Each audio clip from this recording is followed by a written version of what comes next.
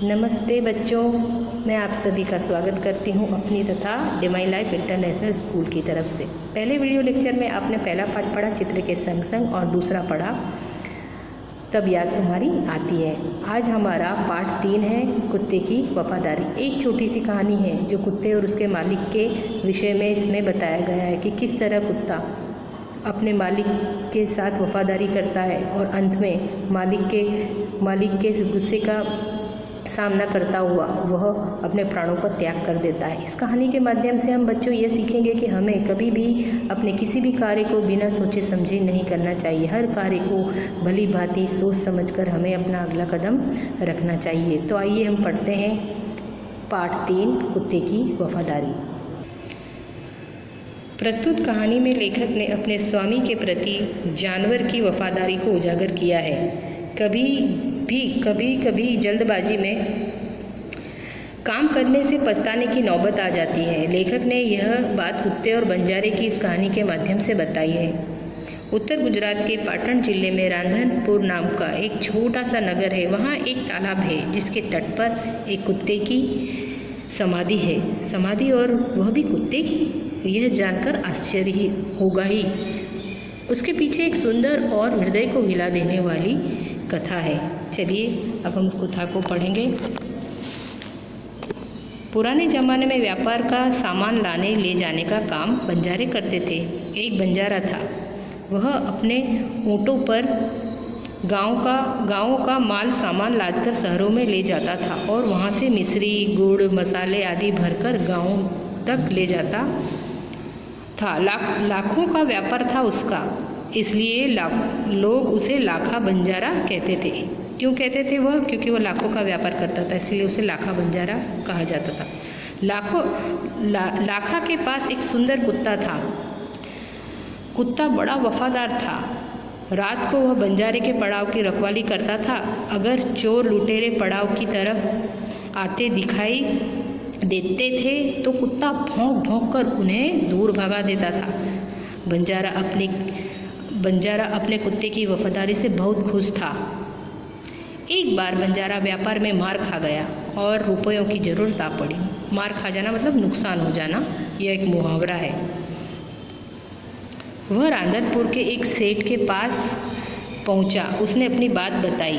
सेठ ने कहा, रुपए तो मैं दे दूंगा, मगर उसके बदले में तुम क्या गिरवी रखोगे? लाखा बोला, सेठ जी मेरे पास फूटी कौड़ी भी नहीं है। मैंने व्यापार में सब कुछ खो दिया है। मेरी जबान पर विश्वास रखें और मुझे रुपए दे दीजिए। मैं आपकी पूरी रकम सूद समेत 1 साल में ही चुका दूंगा। सेठ बोले, कोई बात नहीं, तुम्हारे पास यह कुत्ता है तो तुम इसे ही जमानत के रूप में दे दो। जब तुम सारे रुपए लौटा दोगे तब मैं भी ये कुत्ता तुम्हें वापस दे दूंगा। बंजारे को दुख तो बहुत हुआ अपने कुत्ते को देने में, मगर कोई चारा नहीं था। रुपए लेकर वह चला गया। कुछ दिन बीतते। एक बार सेठ के यहाँ चोरी हुई। कुत्ते ने चोरों का पीछा किया। दूर जंगल में जाकर चोरों ने सारा माल सामान जमीन में गाड़ दिया और वहाँ से 9-2-11 हो गए। कुत्ता वहाँ भौंक भौंक कर सेठ को, बच्चों 9-2-11 हो जाना मतलब ये एक मुहावरा है, मतलब 9-2-11 हो जाना मतलब भाग जाना, ठीक है। कुत्ता वहाँ भौंक भौंक कर सेठ को बताने लगा कि लुटेरे आपकी दुकान को तोड़कर माल उठा ले गए हैं। सेठ तो हक्का बक्का ही रह गया। कुत्ता सेठ की धोती पकड़कर आगे खींचने लगा। सेठ कुत्ते के पीछे पीछे चलने लगे। जहाँ चोरों ने माल छिपाया था वहाँ जाकर कुत्ता अपने पैरों से मिट्टी खोदने लगा। थोड़ा ही खोदने पर सब सामान निकल आया। सेठ की खुशी का कोई पार नहीं था। वह कुत्ते को प्रेम से थपथपाने लगा। कुत्ते की वफादारी पर वह मुग्ध हो गया। घर जाकर उसने एक चिट्ठी लिखकर कुत्ते के गले के पट्टे में बांधकर कहा, कुत्ते भाई जाओ तुम अपने मालिक लाखा बंजारे के पास, तुम मुक्त हो। कुत्ता खुश हो गया और अपने मालिक से मिलने के लिए जल्दी जल्दी भागने लगा। इधर लाखा ने भी व्यापार में खूब रुपया कमाया। वह सेठ को उसकी रकम वापस करने के लिए उसी रास्ते से आ रहा था। देखिए अब यहाँ पर कुत्ते को खुश होकर उस सेठ ने छोड़ दिया है। वहीं दूसरी ओर लाखा भी आ रहा है। अब देखिए क्या होता है। उसने दूर से अपने कुत्ते को अपनी ओर आते हुए देखा। वह नाराज हो गया। सोचने लगा कि कुत्ते ने मेरी जबान काट ली, मतलब उसने उसका भरोसा तोड़ दिया, उसने बेवफाई की है। अब मैं सेठ को क्या मुँह दिखाऊंगा। उसने आव देखा ना ताव, बस कुत्ते के माथे पर लाठी का प्रहार कर दिया। प्रहार करा और प्रहार करता ही रहा वो। देखिए आगे। कुत्ता बेहोश होकर गिर पड़ा। लाखा ने देखा कि कुत्ते के गले में एक चिट्ठी बंधी हुई है। उसने इसे खोलकर पढ़ा। लाखा, तुम्हारे कुत्ते ने मुझे सूद समेत रुपए लौटा दिए। मतलब सूद मतलब उसके ऊपर दुगना, जो हम प्रतिशत बोलते हैं ना, टका बोलते हैं, उस तरह से सूद समेत पैसे वापस लौटा दिए हैं। अतः कुत्ते को मैं मुक्त करता हूँ।